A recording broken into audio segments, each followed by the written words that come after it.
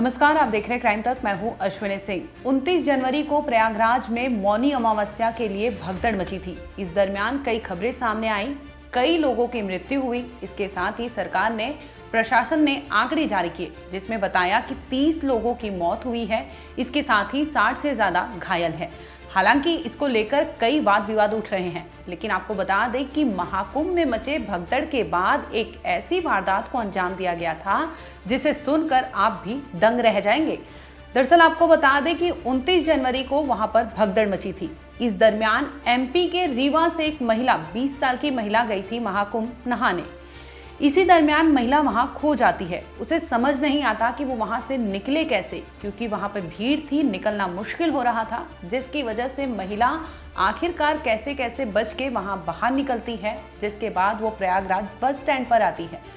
अब महिला रहने वाली तो एमपी की थी, लेकिन गलती से वो प्रयागराज से एक बस पकड़ती है जो उसे ले जाती है यूपी के मिर्जापुर में। अब मिर्जापुर के उस गांव में पहुंचती है। महिला को समझ नहीं आता कि वो किस तरह से वापस अपने घर जाए, और पहुंच जाती है वो विंध्याचल जो पुलिस थाने है उस एरिया में। अब महिला एक गांव पहुंचती है। इस गांव का नाम है मेहडोरा गांव। ये गांव जो था मिर्जापुर में आता है। इस गांव में कुछ लोगों की नज़र पड़ती है। दरअसल ये वारदात 4 फरवरी रात की बताई जा रही है। महिला जो गांव का एक स्कूल होता है, प्राथमिक विद्यालय होती है, उसके बाहर एक पेड़ था, पेड़ के नीचे वो बैठी थी। उसकी हालत देखकर लोगों को शक होता है कि इसके साथ कुछ अनहोनी हुई होगी, या हो सकता है कि इस महिला के साथ कुछ ज़्यादा गलत हुआ होगा। गांव के कुछ लोग महिला के पास आते हैं, उससे पूछते हैं कि आखिर तुम यहाँ क्यों भटक रही हो, क्योंकि 2-3 दिनों से महिला उसी गाँव में चक्कर लगा रही थी, लेकिन अपने घर जाने में मुश्किल हो रहा था, वो पहुँच नहीं पा रही थी। इसी दरमियान गांव के कुछ लोग उससे पूछते हैं कि आखिर तुम यहाँ कैसे आई, तुम इस गांव की तो हो भी नहीं। महिला रोने लगती है, चीखने लगती है, कहती है कि उसके साथ कुछ लोगों ने गलत काम किया है, उसके साथ मारपीट की गई है। आपको बता दें कि महिला के आंखों के नीचे चोट के निशान भी दिखाई दे रहे थे, जिस पर महिला से पूछा गया कि आखिर ये चोट कैसे लगे, तो महिला ने रोते हुए बताया कि उसके साथ वहाँ पर गलत काम हुआ है, और एक नहीं बल्कि कई लोग वहाँ पर थे जो लगातार उस महिला के साथ गलत काम किए थे, उससे मारपीट किए थे, जिसके बाद महिला वहाँ बदहवास हाल में पड़ी थी। अब महिला को भूख लगी थी। गाँव वाले उससे पूछते हैं कि क्या तुमने कुछ खाना खाया है। इस पर वो कहती है कि नहीं, वो भूखी प्यासी है। वो अपने घर से निकली थी मायके जाने के लिए, लेकिन अपने मायके नहीं पहुंचकर वो जाती है महाकुंभ में नहाने के लिए। इसी दरमियान वहाँ मौनी अमावस्या को भगदड़ मच जाती है, जिसकी वजह से वो प्रयागराज से गलती से एक बस पकड़ती है और पहुँच जाती है मिर्ज़ापुर के मेहडोरा गांव में जाती है, जहां पर गांव के लोग उसे अपने पास बिठाते हैं, खाने पीने की चीज़ें देते हैं। इसके बाद वहां पुलिस को सूचना दी जाती है। विंध्याचल की जो पुलिस होती है वो फौरन मौका वारदात पर आती है। जब महिला की हालत देखती है तो वो भी पहले तो दंग रह जाते हैं कि आखिर इसके साथ हुआ क्या। महिला अपने साथ हुई पूरी आपबीती विंध्याचल के उस कोतवाली में बताती है, जहां पर वो बताती है कि 27 जनवरी को वो मध्य प्रदेश के रीवा से निकली थी अपने मायके जाने के लिए। मनीगांव में उसका मायका है। वो अपने घर से अकेली निकली थी। इसी दरमियान उसको लगता है कि उसे प्रयागराज जाना है स्नान करने के लिए। अब वो पहुंच जाती है प्रयागराज के महाकुंभ मेले में। इसी दरमियान मौनी अमावस्या की रात थी, जो मौनी अमावस्या वहाँ था, वो जाती है नहाने और भगदड़ मच जाती है, जिसकी वजह से वो खो जाती है। और वो बाहर जब निकलती है तो प्रयागराज बस स्टैंड पर आती है।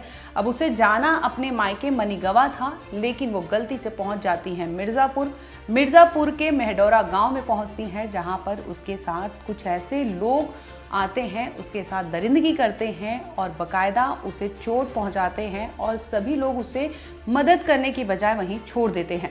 हालांकि गांव के कुछ अच्छे लोग होते हैं जिनकी नज़र पड़ती है, जिसके बाद महिला की सूचना पुलिस को दी जाती है और पुलिस उस महिला को रेस्क्यू करके विंध्याचल पुलिस थाने ले जाती है। अब महिला से पूछा जाता है कि वो रहने वाली कहाँ की है और आखिर उसके साथ हुआ क्या है। इस पर महिला अपने ससुराल वालों का नंबर देती है। पुलिस उससे फ़ोन नंबर लेती है। अब ससुराल वालों को कांटेक्ट करती है। दूसरी ओर एमपी के रीवा से उनके जो ससुर होते हैं विंध्याचल पुलिस थाने पहुंचते हैं। वो बताते हैं कि ये महिला जो उनकी बहू है 20 साल की है, लिए निकली तो थी अपने मायके जाने के लिए, ससुराल यही बोल के निकली थी, लेकिन ये कैसे प्रयागराज पहुंची ये हमें भी नहीं समझ आ रहा। और इसके साथ ही ससुर जो हैं उनके, वो खुलासे करते हैं कि इस महिला की मानसिक स्थिति शायद ठीक नहीं थी। अब सोचने वाली बात ये है कि जिस महिला के साथ सारी कुछ हुई थी, जो उसने आपबीती बताई थी, उसके परे ससुर ने जो स्टेटमेंट दिया वो बिल्कुल अलग था। ससुर का कहना था कि महिला जो है मानसिक स्थिति उसकी ठीक नहीं थी। वो जो आरोप लगा रही है हो सकता है गलत हो, लेकिन महिला ने अपने साथ हुए आपबीती गांव वालों को भी बयां किया था। इसके साथ ही पुलिस के सामने भी बयां किया था, जिसमें उसने बताया था कि वो महाकुंभ मेले में भटक गई थी। भटक कर वो गलती से प्रयागराज से बस पकड़ती है जो ले जाकर उसे मिर्ज़ापुर छोड़ती है, और मिर्ज़ापुर के उस गांव में वो भटक जाती है, कोई मदद नहीं करता। और इसी दरमियान कुछ लोग आते हैं, शिकारी आते हैं और उसका शिकार करके चले जाते हैं। यहाँ तक कि वो भूख प्यास से तड़प रही थी, बिलख रही थी, लेकिन कोई भी उसका मदद नहीं करता।